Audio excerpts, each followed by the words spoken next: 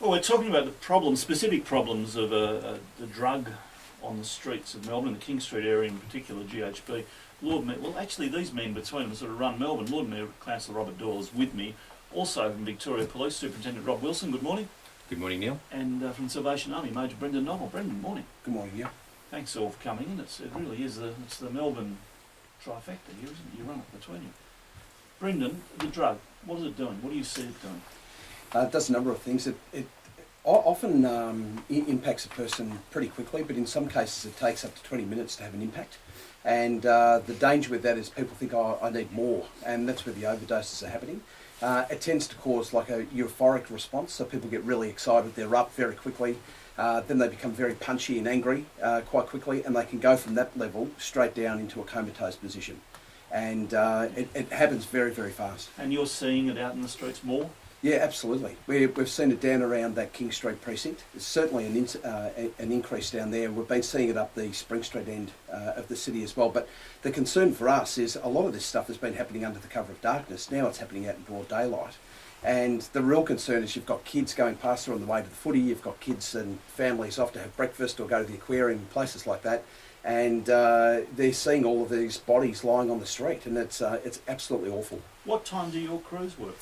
Well, we've been working from 11 p.m. to 5 a.m, but we're now moving our teams from 4 a.m. through till midday to 2 p.m. in the afternoon, so that we're available to administer care on the spot, call an ambulance, be there to support the person. And then if the person doesn't go to hospital, then we'll look after them in terms of reconnecting with their friends or getting them home. But you're seeing cases around lunchtime? Absolutely. There's no question about that. Yep. Superintendent Rod Wilson, what sort of overdose figures have we got, do you know? What have you seen? Yeah, look, what we've been recording since the end of March, so for the last 2 months, we've attended 19 drug overdoses in the King Street area. Most of those have ended up in hospital admissions. Around 15 people have been admitted to hospital. One of those persons was in intensive care, quite life-threatening response to the drug abuse. Our police are obviously dealing with distressed young people aged between 18 and 25 who have said that they've purchased GHB. Most of them are young men, as I said, in that young age group. They've purchased from nightclubs, they've purchased from car parks in the general vicinity of King Street where dealers are frequenting. We've since then stepped up our policing operations. So far I think we've made around 55 arrests, and about 10 or 12 of those have been for drug trafficking. So we're catching the drug traffickers as well. But our police are reporting to me that it's not a difficult operation. It's quite prolific. It's not requiring any sophistication. It's a matter of walking to car parks and finding the traffickers and the users. So the problem to me is becoming such that I've had to brief the Lord Mayor, saying we've got a major problem in King Street around the misuse of this particular drug. I've been talking to Brendan about how we can best, I suppose, respond to it. We'll certainly be responding to it from a law enforcement perspective. We're running more operations. However, it's not just our problem, it's a health problem, it's an ambulance problem, it's the city, it's the Salvation Army, it's the whole range of people have got to get involved and take a little bit of ownership of what's happening here. Is it your experience too that it's happening later, as Brendan yeah, says? a lot of it's associated with the recovery parties after a night of dancing at particular clubs. People are taking the drug, and the effect is being experienced around mid-morning on Saturday and Sunday mornings during this recovery phase.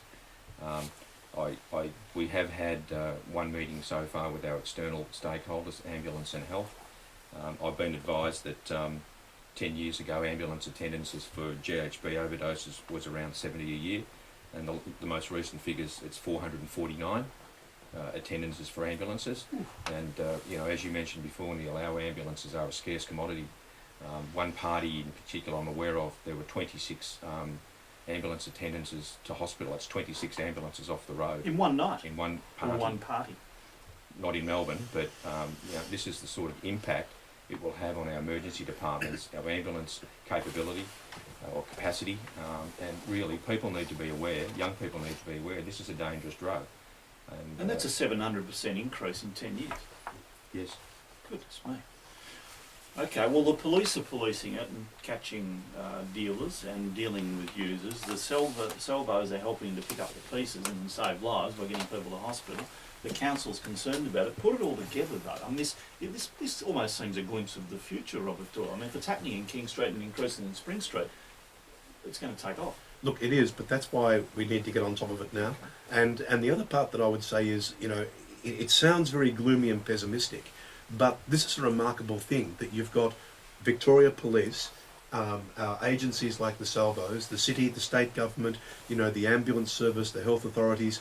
We're really good at partnerships here, and that's not the case in other cities. So I think the answer, as Rod says, is not to point to one agency or another and say it's all up to you. It's all up to you, VicPol, or the Department of Health, or the City of Melbourne. The answer is to say, okay, what do we now do together, including our licensees, bringing them into the picture as well, to say this is a problem we've all got to face, and if we don't, we're going to be facing real health problems and real crime problems. So I have some optimism because of the fact that we do work very well together. Superintendent Wilson, I was talking to Lord Mayor earlier about some promoters almost seem to be, at least in a de facto sense, promoting the drug by its various names. Are you investigating that? Absolutely. We've got a number of investigations running on different. We had a pad dog operation running last week. It's a passive alert detection dog, sniffing dogs, a sniffer dog, basically running. And I have to say the dog was absolutely fatigued after an hour. It ran off its feet. So we're trying to scope out the gravity of the problem. We've just started now to look at. That's why we're engaging our other partners. We're not getting called to every overdose. So we've asked Ambulance Victoria, what is the real data in relation to your attendances? And that's where I got that figure. But more recently around King Street, how much is this impacting on our ambulance service? Yet we'll run operations around the nightclub. We've got, and that's another warning, Neil, I'd take the opportunity. If you're a young person and you think you can come into King Street at the moment and use drugs and ecstasy and other drugs, well, I'd just say as a word of caution, we're out and about. But are there particular venues and particular styles, you might know, Brendan, that are using or not, where this drug is more popular? There are a couple of venues in particular where this drug is really prevalent, and there's a number of car parks where this dealing is taking place. Which the police are aware of, obviously. Yeah. And I think the real concern for us is, sometimes we have a stereotypical view of people that use drugs and things like that. That's not always the case here. So, we've picked up kids, and I tell you, it's pretty moving when you look down and you think, oh, geez, this could be my daughter. Like these are good kids that have just got caught up in the wrong place and perhaps been given something and told, oh, this will be a great party drug, and they end up in, a life and death situation. And I just think it's fantastic that the police and council are so passionate about doing something, because their driver is around saving lives. So that's what we need what to do we pick up. do? I mean, there's no simple answer. I mean, we've been talking about illicit drugs forever. There's no simple answer. But what should be done here, Robert Doyle? What's the starting point? I mean, do we look at closing the clubs earlier, this sort of thing? Well, that's a matter for the licensees and the police. But, I mean, the first thing is, I think, to put together this partnership to say we've got a problem, how do we address it? I mean, from our perspective, we now have 9 CCTV cameras in King Street between Flinders and Lonsdale. So we have outstanding surveillance of all of that outdoor area along there, and we will use that very carefully and in concert with the police. And as I say, I mean, we've got to take the police's expertise. I think one of the steps is to now start to bring in the licensees to talk to them. Brendan's responding to it, sending the youth teams in from, and I think that's remarkable.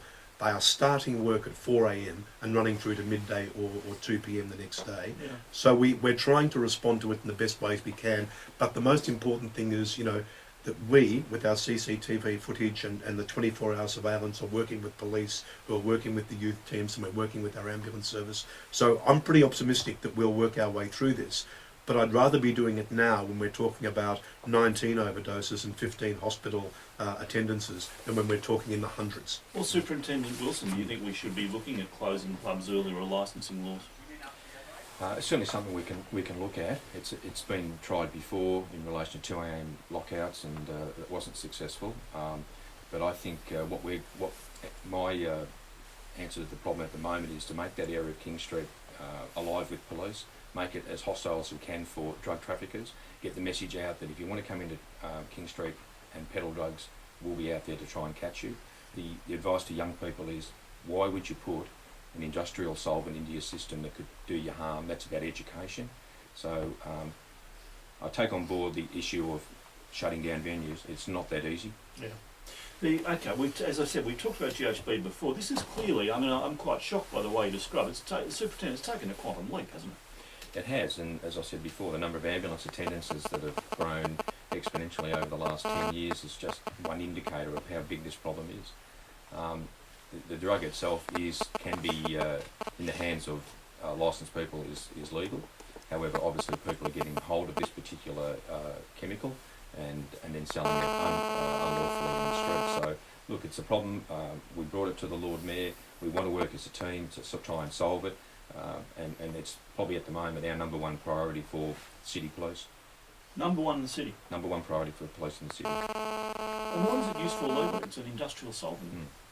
Goodness me, people put that into their body. Okay, where do we go from here? I mean, the team works on it, if you like. Is there anything we can do, anything the public can do? Look, I think one of the things that the media can do really well is get out the message that Rob was talking before. I mean, you've got a very wide listenership of parents and grandparents as well as the kids themselves. Don't underestimate the voice of the media in educating people about how dangerous this is. And the thing that struck me when Rob was briefing me was that the difference between that euphoric feeling, which is the reason that people take these stimulants, and life-threatening is about 1 millilitre. And so there's no margin for error here. That's the problem. This stuff is not made for tipping into your body in any quantity. And when people have that fine margin for error and their judgment's already impaired, and as Brendan was describing before, the slower onset on it, we're facing a real problem drug here. Gentlemen, thank you very much for your time. All the best with it. If we can help, we will. Thanks, Neil. Thank you. Lord Mayor, Councillor Robert Doyle, Superintendent Rod Wilson and Major Brendan Nottle from the Suburbs.